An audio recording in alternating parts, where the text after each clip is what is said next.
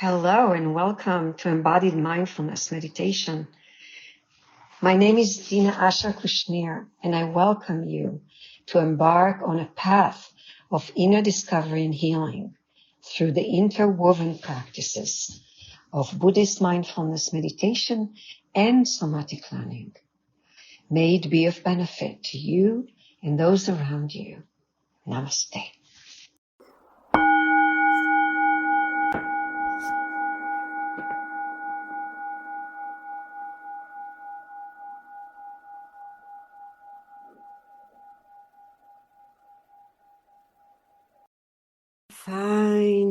Find you now. Whatever it means, just find you sitting. The space around you, the room, the environment outside, and just the spaciousness of and then come down slowly, slowly to yourself, to the inner landscape, sitting body, breathing body. Always is our anchor, always anchoring. Always coming back to that sitting body. Sensation of sitting. Sensation of breathing. That's the background. Stay very close to the breath, to body sitting. Maybe sound. The sound of my voice, but sound of your environment. Touch. The weight on the sit bones.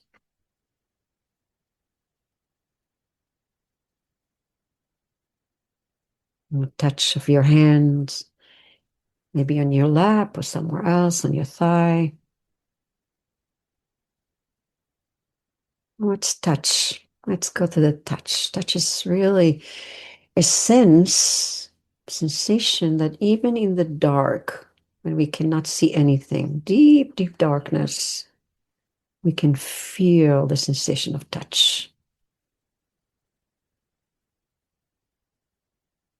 So where do you feel the sensation of touch of your clothes, on your skin?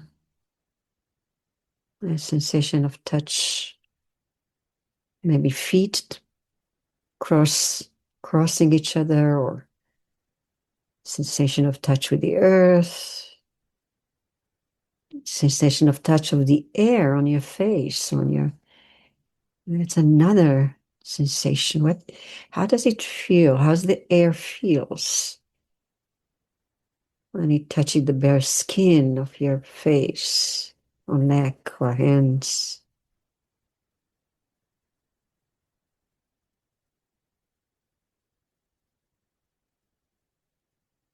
What's the sound that touching your eardrum?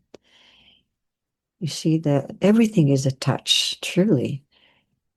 The sound touches you through the eardrum, and then it goes into the auditory cortex and giving you information. But before the information, there is the touch of sound, of waves in the eardrum. Go into that eardrum and feel how maybe touch of sound in the eardrum. The air actually vibrating. That's very acute sensation, but stay in the ears for a moment. The touch of the air on the drum. There's a drum,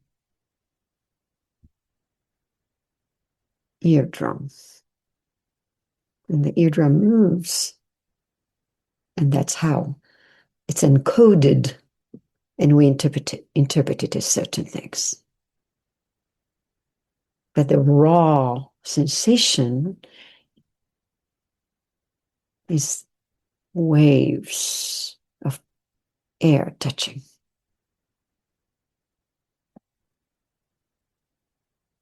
You notice how sense of touch of the tongue,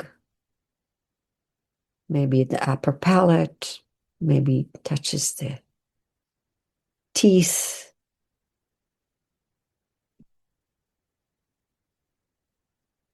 And how's the air touching the nostrils?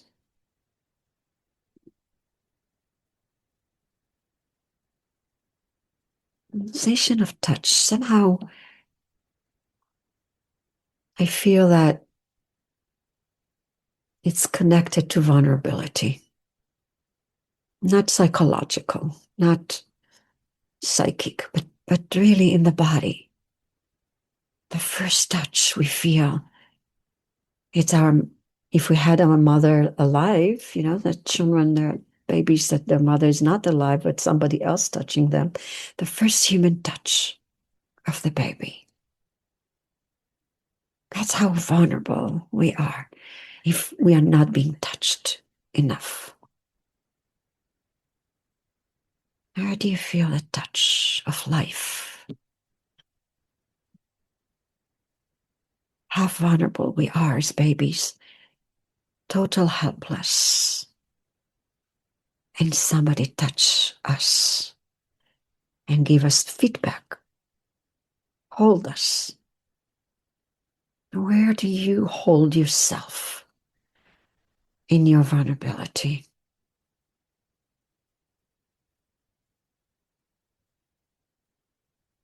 Some of us grew up with a mother that didn't touch, or an absent mother, physically or even emotionally. Some of us are lucky, and we've been loved from the moment by the touch of her breast, by the nipple in our mouth, the warmth of the milk. And we feel secure.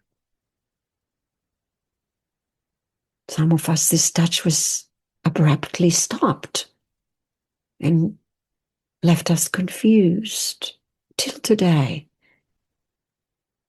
This so early babyhood,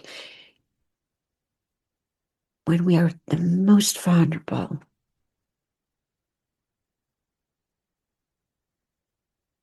Leave an impression of our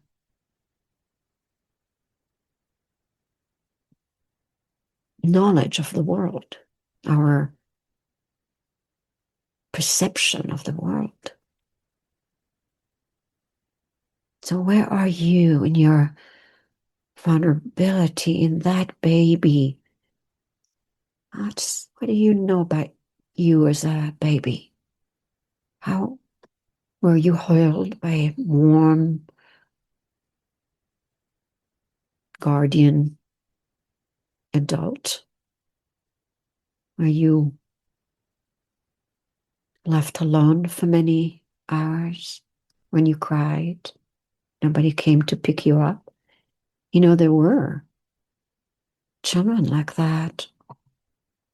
Dr. Spock told the mothers, don't pick up the child. Let him cry.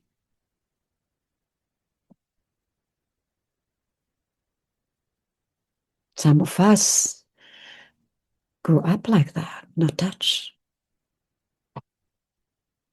Can you touch that vulnerability, that time, that raw vulnerability that has nothing, no stories to it, no drama, only lack of touch, lack of appropriate touch by a mother that has patience and time, or very busy mother didn't look at the child when she was bathing her, whatever. Because a mother that was in the future all the time and could not be present. And not to be faulting the mothers. It's just the way it is. But our vulnerability is there. And then it becomes stories and it becomes, you know, whatever, memories. But really, it's this core time, touch, how gently we can touch ourselves,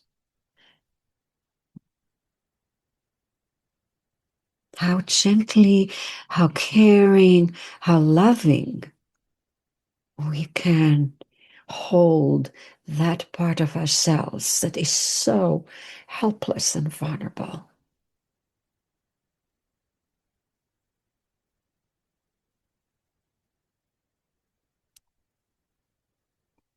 Shall we stay with that? Let's go stay with that.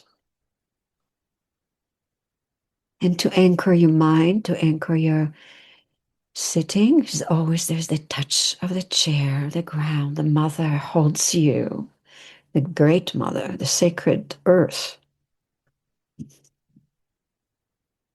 the floor, the ground. And the mother breath always touches you inwardly, even as a baby, with your first breath. So there are two mothers that maybe we need to employ, and their touch is so available right now. In our vulnerability, we can feel the ground underneath our feet and the breath of life touching the nostrils. Then it goes through the trachea, then it touches the heart, the lungs, and then the lungs touching the heart. And it's just, there's some touch inwardly in us.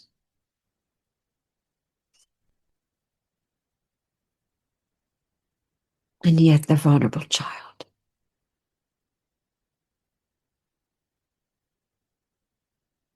still feel something.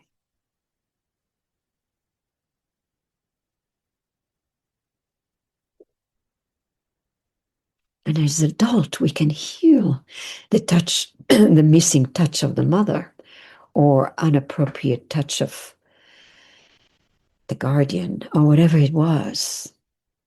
As adult, we can heal the baby. We can heal that touch starvation, maybe, that some of us felt. By feeling the touch of the ground underneath us, by feeling the touch of the breath and knowing those two mama breath and mama earth are there to hold us. And mama air in our ears.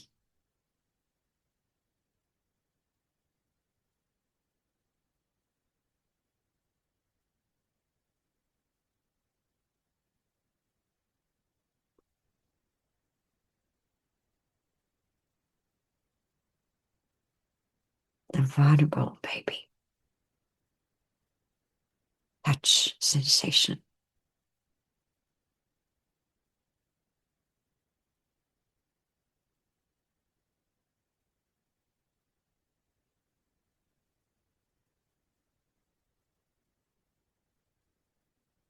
If it's overwhelming sadness or memory, you can always observe it, being with it with loving kindness,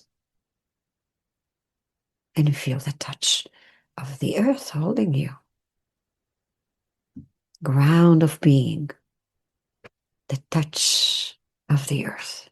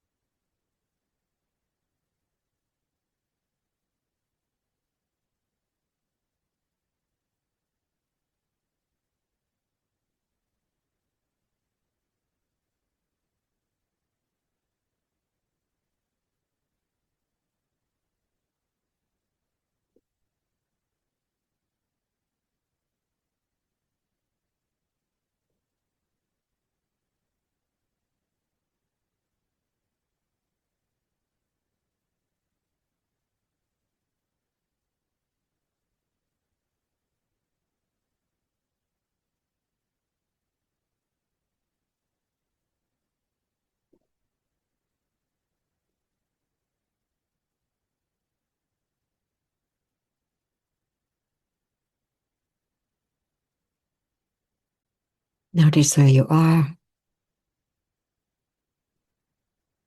and come back to the sensation of touch wherever it is available for you this moment. That's the immediate touch connection. And remember, this is truly the first sense that we experience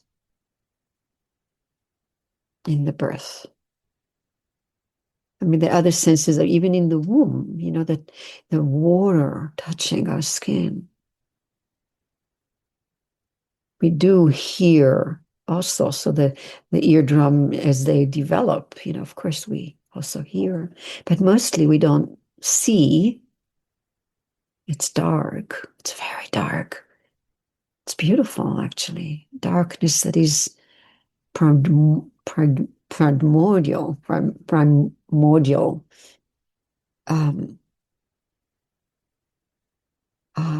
primordial life in the darkness. So touch was very essential.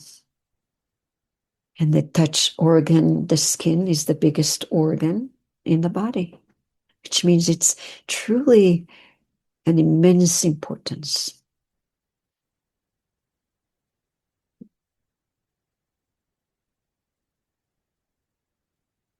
Helen Keller, in her vulnerability, used touch sensation as her prime information, prime communication.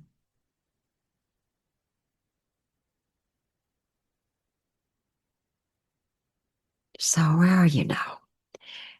What's the sensation of touch?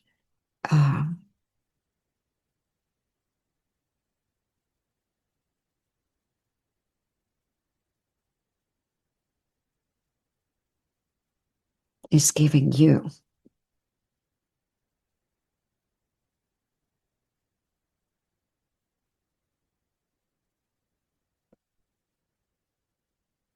The very sensitive touch of the lips touching together. The sensation of the eyelid touching the eye. Or just the buttock touching the earth.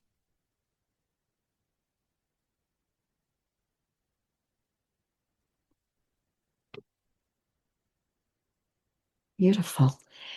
Enjoy that sense of touch. Yeah, it's one of the really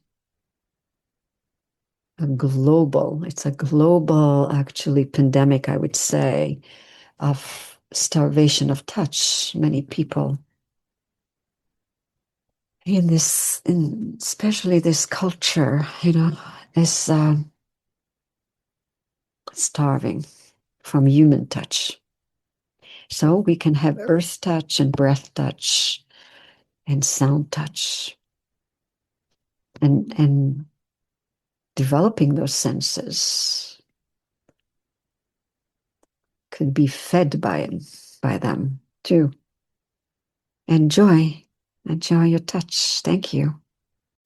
May all sentient beings be free of suffering. May all sentient beings be free of suffering. And may all sentient beings be free to enjoy their blissful touch sensation.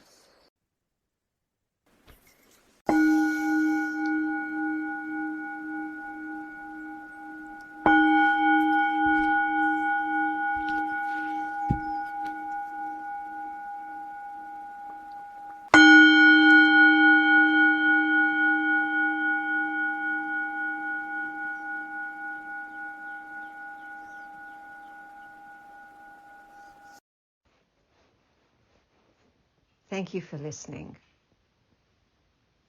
May you be safe. May you be well. And may all beings be free of suffering. Namaste.